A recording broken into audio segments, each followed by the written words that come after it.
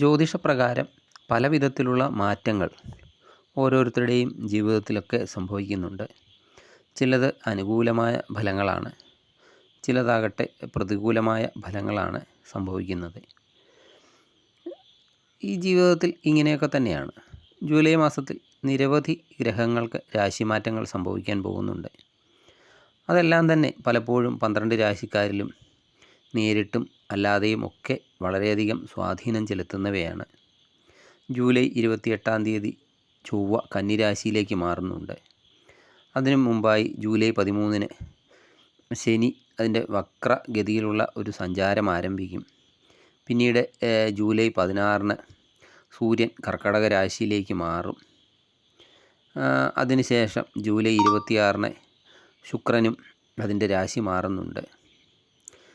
July 28 ചൊവ്വ കന്നിരാശിയിലേക്കൊക്കെ പ്രവേശിക്കുന്നതോടുകൂടി July മാസത്തെ ഗ്രഹമാറ്റങ്ങൾ പൂർത്തിയാകുന്നു. ഈ 5 ഗ്രഹങ്ങളും അതിൻ്റെ രാശിയിലൊക്കെ മാറ്റം വരുന്നതോടെ 2 രാജയോഗങ്ങളാണ് ഫലത്തിൽ സംഭവിക്കുന്നത്.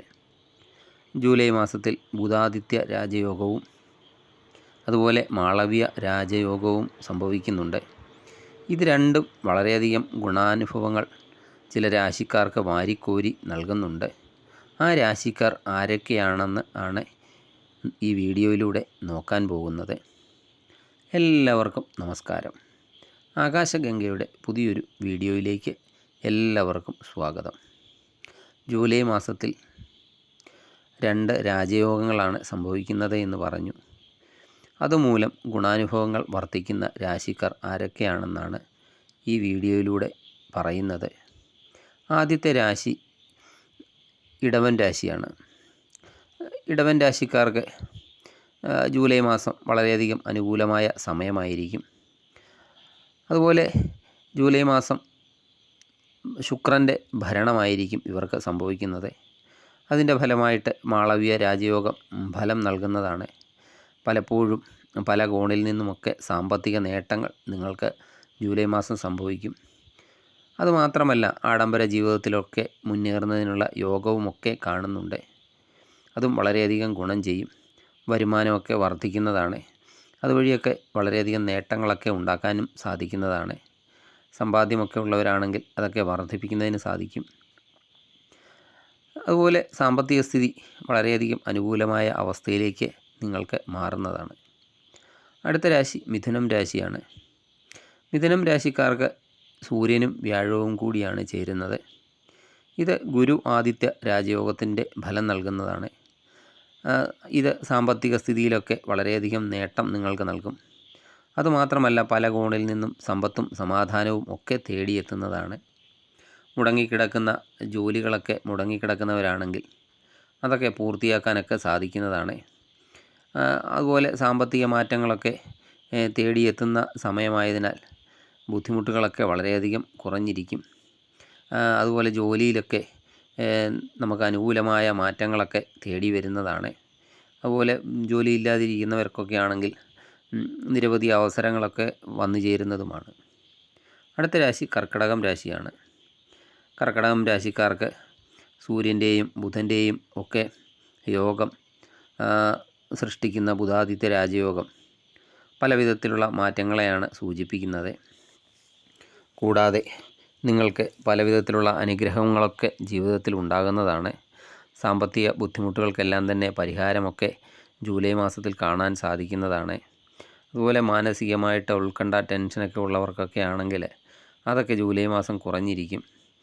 പല കോണുകളിൽ നിന്നും ആശ്വാസമൊക്കെ ലഭിക്കുന്നുണ്ട്. പല കാര്യങ്ങളിലും നിക്ഷേപങ്ങളൊക്കെ ഉള്ളവരാണെങ്കിൽ അതൊക്കെ വളരെയധികം മൂല്യത്തോടെയൊക്കെ തിരിച്ച് ലഭിക്കുന്ന ഒരു സമയം കൂടിയാണ്. ഇതെല്ലാം കൂടി നിങ്ങൾക്ക് നല്ലൊരു മാറ്റം തന്നെ നിങ്ങളുടെ ജീവിതത്തിൽ കൊണ്ടുവരുന്നതാണ്. അടുത്തത് വൃശ്ചികം രാശിയാണ്. ജൂലൈയിൽ ശുക്രൻ വൃശ്ചികത്തിൻ്റെ 7ാമത്തെ ഭാവത്തിലേക്ക് മാറുന്നു.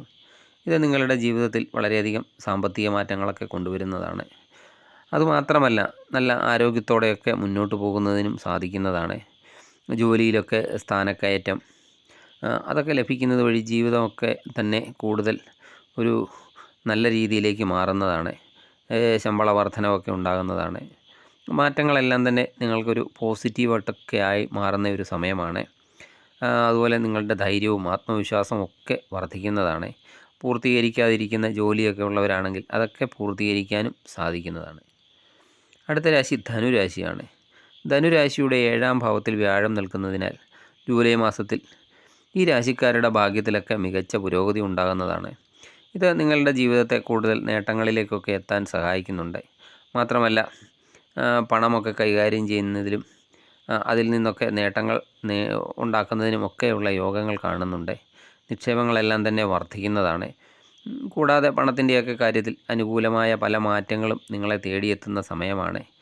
നിങ്ങൾ ആഗ്രഹിക്കുന്നത് പോലെയൊക്കെ തന്നെ ജീവിതം ഒക്കെ മുന്നോട്ട് കൊണ്ടുപോകാൻ സാധിക്കുന്നതാണ്. ഈ പറഞ്ഞ രാശിക്കാർക്കാണ് ജൂലൈ മാസം കൂടുതൽ ഗുണഫലങ്ങൾ ഉണ്ടാകുന്നത്. നിങ്ങൾക്ക് ഈ വീഡിയോ ഇഷ്ടമായാൽ ലൈക്ക് ചെയ്യുക.